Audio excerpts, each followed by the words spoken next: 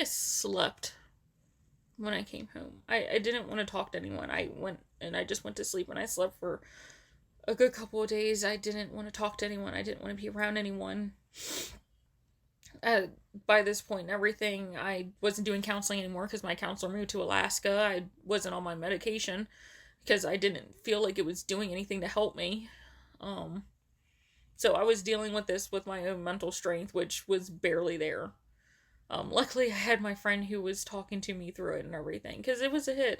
I had so many. That's the thing I love about the K-pop community. I'm like, I had so many friends that understood where I was coming from, whereas everyone in my day-to-day life I would see in person didn't understand. They're just like, well, it's one of those sayings, yes, it's sad he's dead and everything like that. But you didn't really know him or anything like that. And I'm like, it doesn't matter. It really didn't matter whether I knew him or not. Um that's what I'm like, yes, I didn't know him. I didn't, but he was the person who brought me into something that I truly love. I love K-pop so much. He was the first person I saw. He was the first person I heard. I love watching videos of him because he was so much fun. And I'm like, he had a profound impact on my life for someone that I didn't know in person.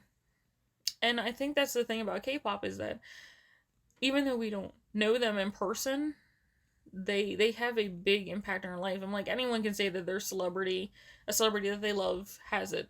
I'm like, but there's something about K-pop idols. There's something about them that they are in there. They're in your soul, and you never want to see any of them. You never want to see any of them hurt. You never want to see any of them sad. You never want to see any of them suffer because you know what they have to go through. You know all the work that they put into what they do and everything like that. It's not like I feel like it's not like in the US and everything like that, or in some other places and everything, where if you're already popular enough and everything like that, then you have to put in a limited amount of effort. They work hard. And I hate that there's not enough mental help for them because I know that so many of them are going through so much. And I mean, if they can't get it, I'm like, what hope do the rest of us have? I mean, they're dealing with like so much. And I'm like, I know that a lot of us are and everything, but I mean, they can't even get help. So it took me a while to get over every year on the anniversary and everything like that. I get upset. I get sad. I feel like it's hopeless, but then I know that, like how my friend said, my friend always told me, she's like, even though he's gone, Jonghyun wouldn't want any of his fans or anyone to feel like he did. He wouldn't want them to feel like that, and that he wanted them to be happy. And I try to remember that because I don't want to disappoint what he would want. I hate that. I hate that the deaths of so many that idols committing suicide and everything have to that it takes a while for people to notice. I mean, and of course I was like freaking out the one day because another idol unfortunately committed suicide, and I had people come up to me asking if it was a group that I liked or if it was someone that I liked and everything. And I was sitting there, and of course I knew nothing about it at the time because I didn't look at it, and I was like freaking out wondering who it was. I'm like, who passed away and everything like that. I would just freak out because I'm like, I didn't want another Jonghyun. I did not want someone that impacted my life and something that I love so much to go away again. But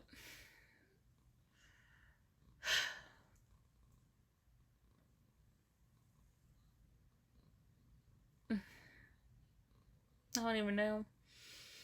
The more I think about it, the more I get sad. Because he's still gone.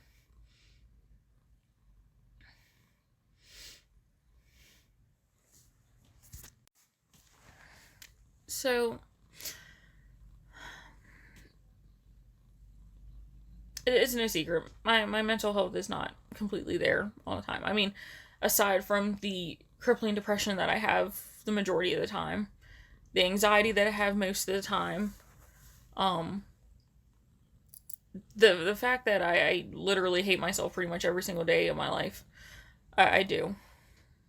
That's how my mind works. I feel like everyone. I feel like everyone hates me all the time. All the time. My closest friends, people I don't know, people I've never even spoke to, I feel like they hate me. Um, that's just that's how my brain works. And it's hard because no one really understands how that works, how hard it is to deal with mental illness. At work one time I went and since I'm an activity director, my job is to essentially be happy all the time. I'm supposed to mask exactly how I feel all the time. I've been told not to cry when I'm at work. I don't cry in front of the residents. I shouldn't cry in front of the residents and stuff. And yes, I have an office for that, but I mean, if I leave it up in my office and everything, I'm going to cry pretty much all the time in there. So I was in a meeting one time and we were talking about something. I can't remember exactly what.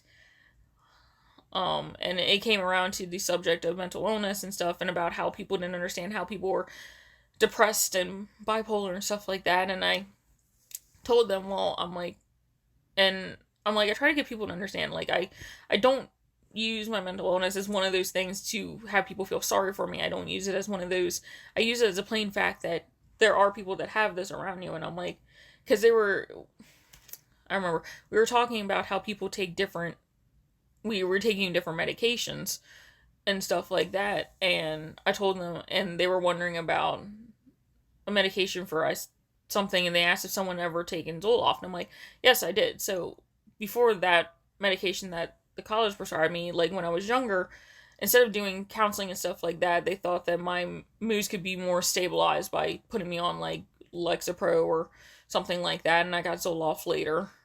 So I've been on all these things that they were asking about. And, of course, none of them did anything for me. So, when I mentioned I'm on Zoloft, they're like, well, I don't understand why you're on that for. I'm like, because I'm bipolar depressive and stuff like that. I'm on a amitriptyline because I had anxiety. I'm like, I've been on both of those and everything. They're like, well, you're bipolar depressive. And I'm like, yes. And they're like, but you're so happy all the time. And I'm like, because I'm really good at hiding what I feel. I'm very good at it. I'm like, they're like, well, how can you be when you're happy? I'm like, yes, because people are good at hiding it. Because we know that it's not socially acceptable to be a depressive, manic mess most of the time.